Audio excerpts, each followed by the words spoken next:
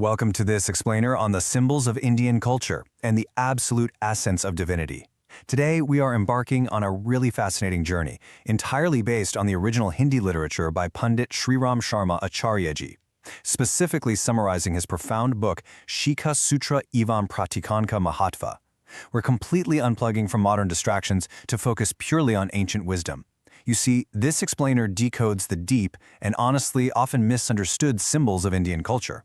We're going to peel back the layers to reveal the intricate science and psychology behind them all. It's an incredible look into how true spirituality intertwines with nature and human duty. So prepare to see ancient traditions through the crystal-clear lens of pure logic. Let's dive in. Here is a quick look at our roadmap for today. We'll explore 6 key concepts, starting with the universe's unified consciousness, moving into the Yajnopavita, the Shikha, the psychology of pilgrimages and idols, monotheism within polytheism, and wrapping up with the true essence of these symbols. All right, Section 1, the universe's unified consciousness. Let's uncover how ancient Indian philosophy perfectly maps out deep ecology. To truly grasp these symbols, we have to start at the very foundation. And that foundation aligns perfectly with what modern science now calls deep ecology. Indian philosophy has always championed the absolute indivisibility of life. I mean, way before the modern environmental movement even existed, ancient sages understood that our internal and external environments are completely, seamlessly unified. The original literature puts it beautifully, explicitly stating, "The universe is conscious, the flow of conscious power is expressed in many forms, from rivers and mountains to all living beings." Now, that is not just a poetic metaphor. It is a profound ecological truth. It means that the exact same divine consciousness resides within a stone, a river, a giant tree, and you and me. This makes protecting our environment a deeply spiritual act. In this worldview, nature is never just a resource to be exploited. It's a living reflection of the divine that demands our reverence. This brings up a huge question. Are we just highly evolved animals, or is there a greater cosmic duty attached to our intellect? The answer lies in our consciousness. While animals operate almost entirely on survival instincts and immediate physical needs, humans are blessed with an incredibly unique capacity for elevated thought. We don't just think about survival. We have the capacity for altruism. We can actually prioritize the well-being of others over our own selfishness. Plus, we possess gratitude, that profound, driving desire to repay the universe for what we receive. Developing these specific divine elements is the whole point of human evolution.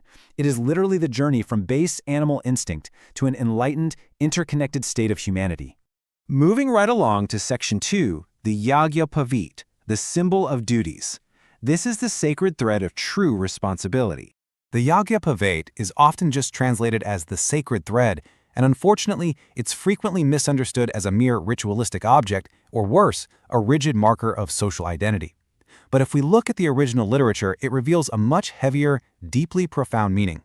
The text defines its essence perfectly with this core statement: taking up the responsibilities of humanity and fulfilling them completely for a lifetime. Think about that. It isn't a status symbol. It's a continuous, physical reminder right on your body that you have accepted the heavy, yet incredibly beautiful duties of humanity. Wearing it is a bold declaration. It says you are ready to serve society and the divine, intentionally stepping away from that animalistic, selfish existence we just talked about. It is a lifelong vow of cosmic service. And the design of the thread is totally deliberate. It is composed of 3 distinct strands, which physically represent the 3 massive cosmic debts, known as Wrens, that rest squarely on all of our shoulders. The first strand represents Dev Wren, our debt to the divine and the natural forces that literally keep us alive. How do we repay it? By living a life of absolute truth and integrity. The second is Rishi Wren, representing our debt to the sages and the vast accumulation of human knowledge. We repay this one by continuously learning and freely sharing love and wisdom with others. And the third is Pitcher Wren, the debt to our ancestors and the society that raised us, which we repay by acting with unwavering justice and righteousness in our communities. Let's transition to Section 3, the Shikha. This is the center of spiritual energy, acting quite literally as the antenna of the soul. So, what exactly is the Shikha? It's the sacred crown tuft of hair maintained on the back of the head. And far from being just an outdated cultural relic, the literature describes it as an insanely powerful psychological and spiritual tool. Listen to how beautifully the source text puts it. The Shikha is the navel of the brain, a temple on the head that aids in receiving divine messages. It functions almost exactly like an antenna. It's positioned over a highly sensitive nerve center, physically and spiritually connecting the human mind directly to the vast cosmos. And what's wild is that modern anatomy points to the pineal gland and vital nerve clusters in this exact same region. It is a brilliant bridge between ancient spiritual ritual and modern anatomical science. By consciously maintaining this center, a person can develop immense mental fortitude. On a strictly physical level, it offers protection for the head against extreme temperatures and impacts. But the psychological benefits are where the real magic happens. It serves as a daily, tangible anchor for wisdom, foresight, and strict self-control. Every time you maintain it, you are reinforcing a commitment to higher-level thinking. The literature brings up a fantastic historical example, the great scholar Chanakya. He famously tied his vow to overthrow a corrupt empire directly to his Shikha. That proves that when this symbol is treated with true reverence, it can make a person incredibly powerful and razor-focused. It's a physical knot for a psychological fortress. Which brings us to Section 4, Pilgrimages and Divine Idols. We're going to look at these as profound tools for psychological cleansing. Let's talk about tirth, or pilgrimage. People often view these purely as physical acts of devotion, packing bags and traveling miles. But they actually have a massive psychological underpinning. The original text cuts right to the chase, stating clearly, pilgrimage is for throwing out internal dirt, establishing purity, and transforming physical and mental disorders. A true pilgrimage is entirely about temporarily removing yourself from the toxic, chaotic, stress-filled environments of your daily life. The goal is to absorb the concentrated, pure spiritual energy of natural places where great minds have historically meditated. It literally allows nature to heal your mind. So it's definitely not just a vacation for the body, it is a deep clean for the psyche. And then we have Murti Puja, or idol worship, which is perhaps one of the most misunderstood concepts globally. The text makes a really vital logical clarification here. Idols are a base for the formless divine element, a symbolic psychological tool to develop divine qualities within.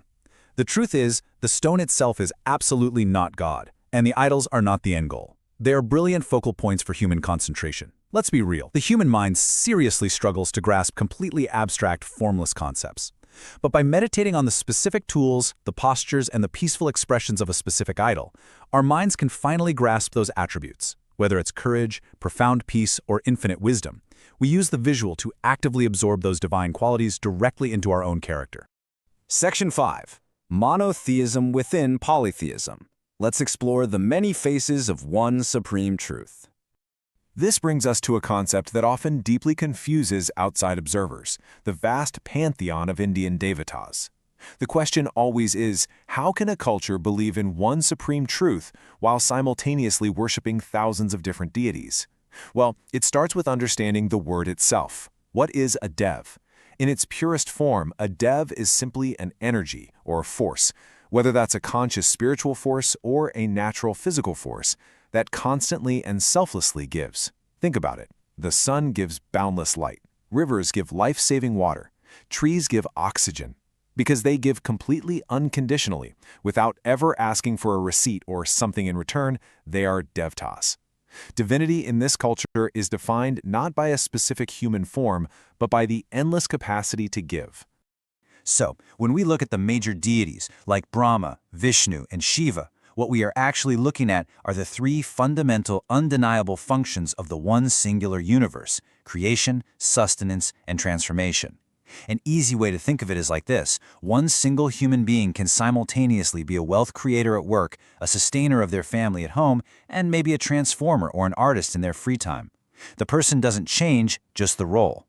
Similarly, the one supreme truth manages creation, sustenance, and transformation across the entire cosmos.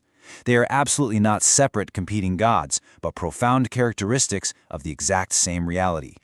The ancient Vedas essentially solved this puzzle thousands of years ago, declaring with perfect clarity, Ekam Sat Vipra Bahudha Vadanti. This translates directly to, the truth is one, but the wise call it by many names. It's a beautifully poetic metaphor that compares the single divine truth to the sun itself, and all the various deities to its many different colored rays. A scientist studying photons, a poet admiring a sunset, and a farmer praying for his crops might all describe the sun entirely differently based on how they interact with it, but they are all unquestionably looking at the exact same source of light. And this unified vision extends wonderfully downward into our daily physical environment. By assigning the title of Devata to nature itself, by showing deep reverence for rivers, worshipping ancient trees like the Tulsian people, and expressing profound gratitude toward animals. Indian culture weaves an intricate, unbreakable web of gratitude and ecological protection. It is a system designed to guarantee that humans do not blindly exploit nature, but rather live in total respectful harmony with it, as a fellow divine expression. Let's be honest, in our current age of global climate crises, this ancient mindset isn't just nice poetry. It is a literal survival imperative. Finally, Section 6, the conclusion. We are moving completely beyond superstition to land on the pure, logical essence of these symbols. So, to bring this all together, based on the incredible insights of Pandit Shriram Sharma Acharyaji, the universe is a unified, deeply conscious entity where nature and spirit are exactly the same thing. Symbols like the sacred thread, the Yajnopavita, are not mere decorations. They physically bind us to our grand cosmic duties rather than our petty egos. The Shikha physically and spiritually anchors our psychological fortitude, connecting our minds directly to the cosmos. Pilgrimages and idols are not empty rituals, but incredibly powerful, focused psychological tools meant for mental cleansing and actively absorbing divine qualities. And the vast pantheon of deities? They are simply the varied, colorful rays of one selflessly giving, supreme truth. True spirituality is deeply scientific, it's intensely psychological, and it's profoundly ecological. So, as we watch this majestic river merge endlessly into the ocean, I want to leave you with one final thought. Knowing that the universe is conscious, and knowing that we are all deeply interconnected, how will you repay your cosmic debts today?